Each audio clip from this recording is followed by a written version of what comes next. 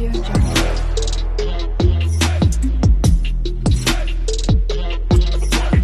Audio Jungle.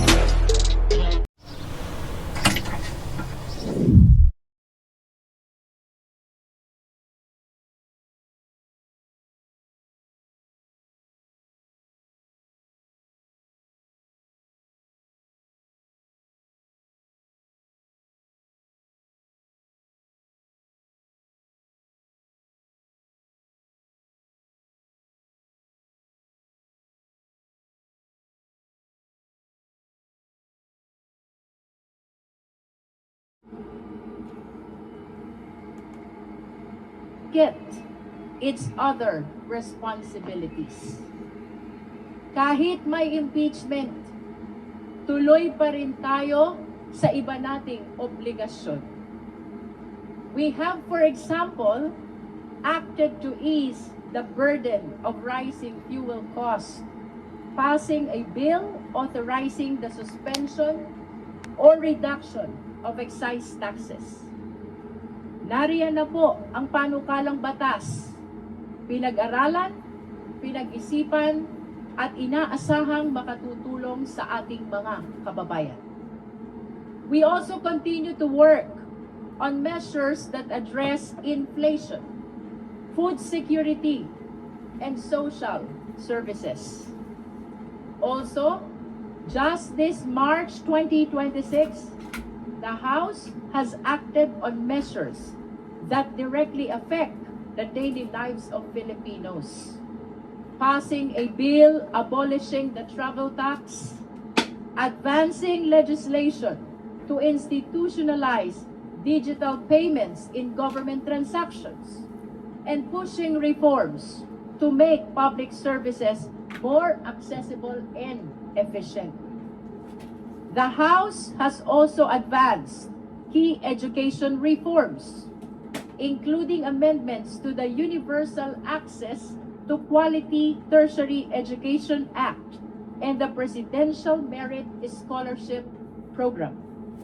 This strengthens support for students and investing as well in the country's future workforce. And after nationwide consultations across Luzon, Visayas, and Mindanao, the House has pushed forward the long-awaited anti-political dynasty bill with plenary deliberations recently completed. These actions remind us that governance is a constant balancing act, attending to urgent needs while fulfilling constitutional obligations. Kahit may impeachment, tuloy tayo sa iba nating tungkulin. Ang ating serbisyo publiko ay hindi napuputol, hindi tumitigil kahit sa gitna ng pinakamabigat na tungkulin. While we scrutinize those in power, we do not lose sight of the hardships faced by the powerless. Having said that, we proceed today fully aware of our dual duty to hold public officials accountable and to serve the people who entrusted us with this mandate.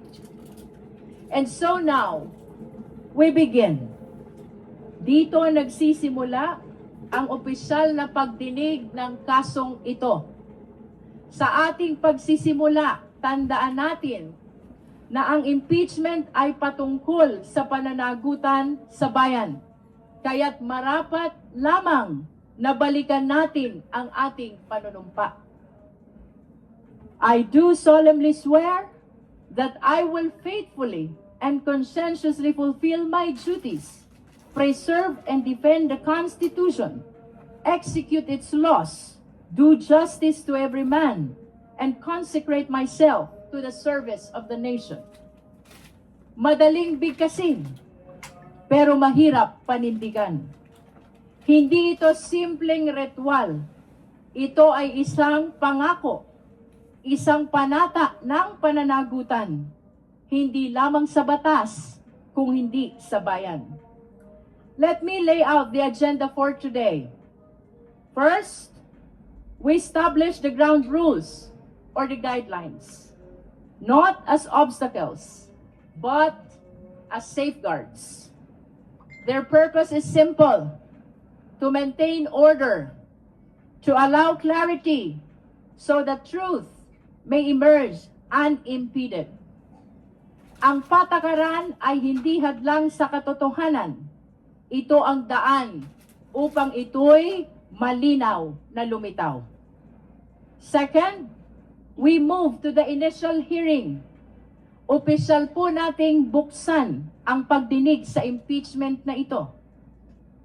Third, and as part of this initial hearing, we act on pending motions, request for subpoenas, and set the schedule for the next hearings. At the core of these proceedings is probable cause. That is the objective of these hearings. We shall determine whether there is probable cause for impeachment. Ngunit, paano ba natin masasabi na merong probable cause? Let us be clear. This is not the probable cause of criminal procedure.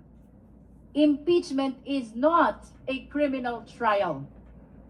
It is a constitutional and policy exercise entrusted not to the courts, but to the House of Representatives.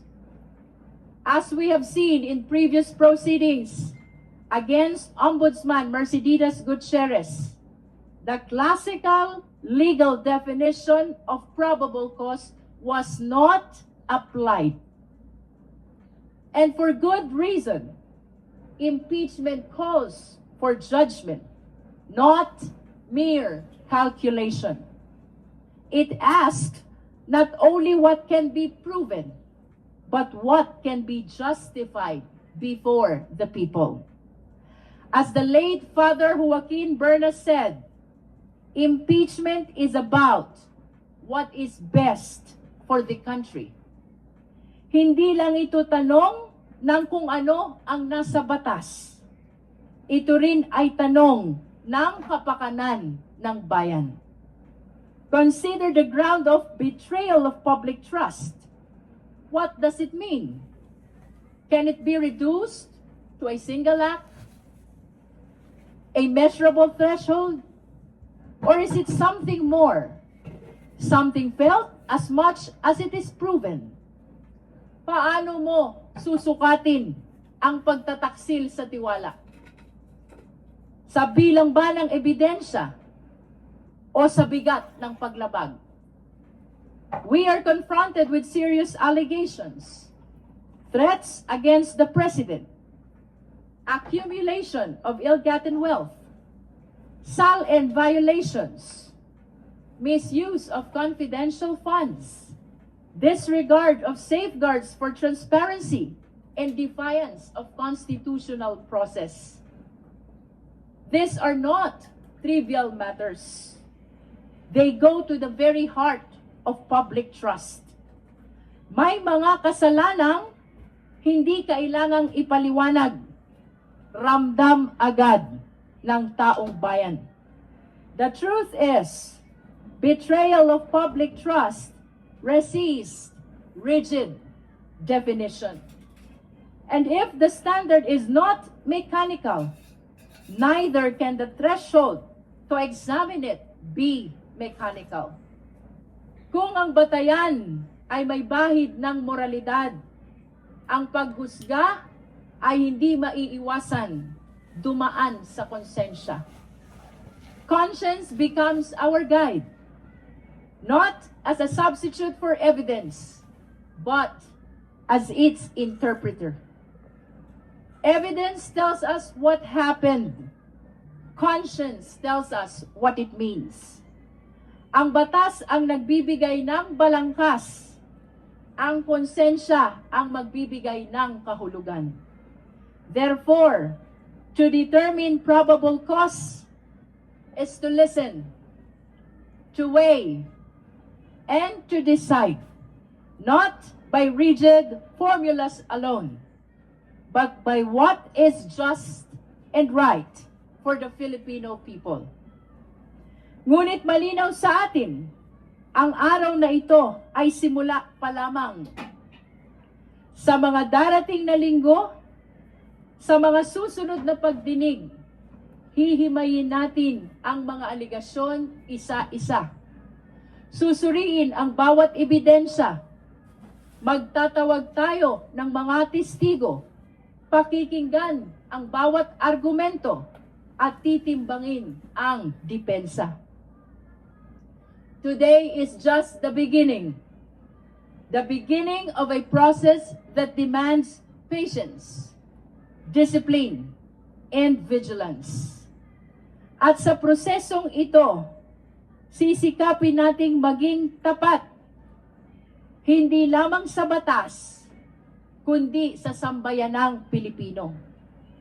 And in the search for probable cause, let us remember that what we are conducting here is merely investigative in nature, where the question is not guilt, but whether there is sufficient basis to proceed to trial in the Senate.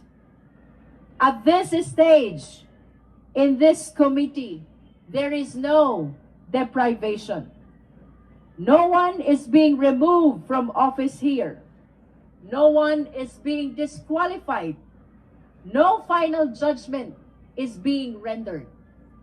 Those consequences, if they are to come at all, arise only in the Senate, where the trial is held, where the evidence is fully ventilated, and where the full measure of due process applies.